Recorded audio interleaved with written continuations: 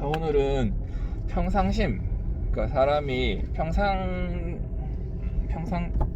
평소의 마음을 어떻게 유지를 하는가에 대한 얘기를 좀 해볼까 해요. 그럼 법이라기보다는 결국에는 이거는 지식을 알아야 됩니다. 이제 그 앙드레 코스톨라니라고 하는 그 대단한 투자가가 쓴 책이 있어요. 책이 본지 오래돼가지고 돈을 뭐 뜨겁게 사랑하고 차갑게 대하란가 뭐 하여튼 그런 책이었습니다. 이제 거기 보면 우리가 주식, 증권에 대해서 어떻게 대해야 되는가가 좀 나옵니다. 지금 우리나라가 대단한 위기죠. 코로나인데다가 이제 좌파 정부가 들어서고 뭐 나라가 굉장히 어지럽습니다. 이게 뭐 나라가 이제 거의 공산국가가 되기 직전 단계라고 봐도 되죠. 이제 뭐 더 큰 평수로 이사 가려고 하니까 공무원이 그 정도 평수면 니들이 살기 적합한 동네인데 뭐 이사 가려고 하나 거기서 살아라고 하고 허가 안 내주고 이딴 시대예요. 그 굉장히 우울한 시대고 그렇죠. 그래요. 그래서 나라가 곧 망할 것 같은 느낌이 들기도 하는데 나라가 망할지 안 망할지는 모르겠습니다. 저는 옛날 사람이 아니에요. 옛날 사람이 아니고 고려 말에서 고려가 망하고 조선시대로 바뀔 때 살았던 사람들은 자, 우리는 이제 고려가 망했어. 고려가 망하고 왕씨들이 없어지고 이제 이씨가 나라를 다스린다. 이렇게 됐을 때 일반적으로 살던 사람들의 무슨 이제 어제까지 조선이었다고 오늘부터 고려가 된 거죠. 아니, 어제까지 고려였다고 오늘부터 조선이 된 거죠. 그 사람들한테 삶에 대단한 변화가 있었을까? 모르겠습니다. 자, 우리가 조선이었다가 한일합방이 되면서 조선이 없어지고 일본이 되죠. 일본이 된가? 그랬나? 뭐 하여튼 그래 됩니다. 그렇게 있을 때 저기 일반적인 백성들에게 대단한 변화가 있었을까요? 모르겠습니다. 별 변화가 없었을 것 같아요. 일반적으로 국민들은 살기 좋아졌다 그래요. 그리고 거기서 이제 한일 합방이 끝나고 이제 무조건 항복을 하면서 우리나라가 해방이 됐죠. 그래서 대한 제국이 성립이 됩니다.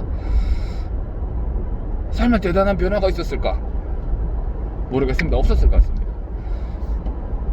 일반인들에게 주목할 만한 변화는 전쟁이었죠. 6.25 전쟁이었죠. 6.25 전쟁 때는 사람이 이제 피난을 가야 되고 죽고 이랬으니까 대단한 어마어마한 변화가 아닐 수 없습니다. 그렇지만 국가가 바뀔 때 대단한 변화가 있었을까? 잘 모르겠습니다. 그 앙드레 코스톨라니 돈을 차갑게 대하고 뜨겁게 사랑하고 차갑게 대하라라고 하는 책에 보면 2차 세계대전 당시에 이제 증권 주식을 파는 전쟁이에요. 전쟁이 났어요. 전쟁이 나가고 막 국경이 바뀌고 있고 뭐 이러는 시기인데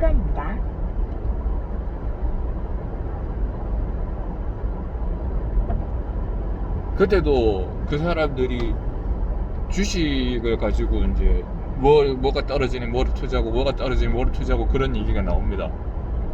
그러니까 심지어는 전쟁이 일어나는데도 그런 얘기를 해요. 나라가 망할 것 같아도 곧 있으면 내일 세상이 멸망할 것 같아도 그 사람들은 주식 투자를 했습니다. 별일 없다는 거죠. 별일 없다는 아닐 거예요. 별일 없다는 아니지만 이 순간에도 우리는 뭔가 해야 될 일이 있고 거기에 대해서 일을 해야 되고 평상심을 지켜야 된다는 거를 그때 보여준 거예요. 전쟁이 일어나도 주식 투자는 계속돼야 된다. 그 책에 그런 얘기가 나왔던 것 같아요. 정확하게 어디 기억이 안 납니다. 그런 제가 이제 그 책을 읽다가 그 책 중에서 이제 몇몇 개 감동받은 구절이 있어가지고, 야, 이 제정신이야 이게? 전쟁이 일어나면 사람이 죽잖아. 피난 가기 바쁘잖아. 근데도 증권 시장의 문을 닫아도 주식 투자는, 그러니까 증권 시장이 문 닫는 거죠. 전쟁이 일어나면서. 그러니까 시장이 문 닫는 거죠. 주식 시장이. 그러는 와중에도 그러니까 전쟁이 나서 시장이 문 닫아도 투자는 계속돼야 된다. 네, 그런 워딩이 있어요. 참 대단하지 않을 수 없습니다. 저기 또 옛날에 나폴레옹이 이제 세계 정복을 위해서 동으로 서로 스페인으로 어디로 이렇게 다닐 때, 이탈리아로 이렇게 다닐 때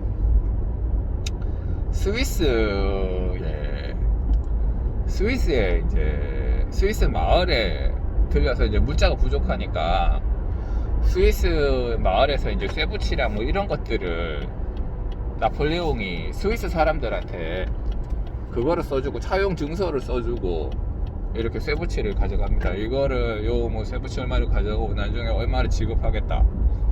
그래 됩니다. 그래서 스위스 사람들이 이제 그거를 차용 증서를 써주고 쇠붙이를 줬죠. 뭐 주고 싶으면 좋겠습니까? 이제 군대가 와서 돌라고 하니 어쩔 수 없이 이제 뺏긴 거죠. 뺏기는데 이제 나폴레옹이 증서를 써가지고 구색을 갖춘 거지. 근데 요번에 프랑스 대통령이 얼마 전은 아니구나. 몇 년 전에 프랑스 대통령이 스위스를 방문했을 때 그 마을 사람들이 갑자기 그 증서를 꺼내갖고 그 프랑스 대통령, 그때 사르코지 대통령이네? 그한테 줬다는 거 아닙니까? 너의 선조들이 나폴레옹이 이거 증서를 썼다. 우리 그거 아직 가지고 있다. 지금 이거를 너희 프랑스화로 바꿔서 하면 얼마의 가치가 있으니 얼마를 달라. 이렇게 된 겁니다. 그러니까 안 줄 수도 없잖아요. 우리의 나폴레옹이 프랑스, 그 사람 나 모르는 사람이야 이럴 수도 없잖아. 양국 간의 관계가 있는데. 그래요. 그래서 그 돈을 청구했고 그 프랑스 대통령이 그 돈을 스위스에 있는 그 마을에 줬습니다.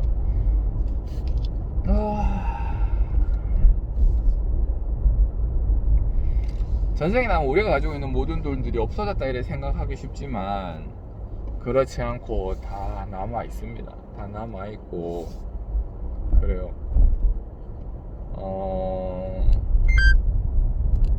제가 병원을 하면 이제 환자들이 없는 날도 있죠. 환자들이 없는 날도 있고 요 코로나가 돌거나 뭐 이런 어떤 이벤트들이 생겨서 환자들이 굉장히 떨어지는 시기들이 있습니다. 그러면 이제 망할 것 같아요. 야, 나라가 망하겠다. 치과가 망하겠다. 그런 생각이 들 때가 있습니다. 그럴 때가 있는데 망하지 않더라고. 그래요. 아무리 심각한 문제가 있었던 달도 평균을 내보면 예전보다 약간 떨어졌지 막 이래 어마어마하게 죽거나 그렇지는 않아요. 눈이 오나 비가 오나 천재지변이 생기지 않는 한 유지가 됩니다. 천재지변이 생겨도 유지가 될 것 같아. 제 생각에 지금 천재지변이 생겼잖아요. 그래도 유지가 될 것 같아요. 근데 이제 평상심을 유지해야 된다는 거는 있죠. 이러한 사실을 가슴속 깊이 받아들이는 게 어렵습니다. 왜냐하면 사람이 엄청 불안하거든요. 그렇지만 그 불안함을 이기기 위해서라도 제가 지금까지 얘기했던 지식들을 머릿속에 담아둬야 될 필요가 있어요.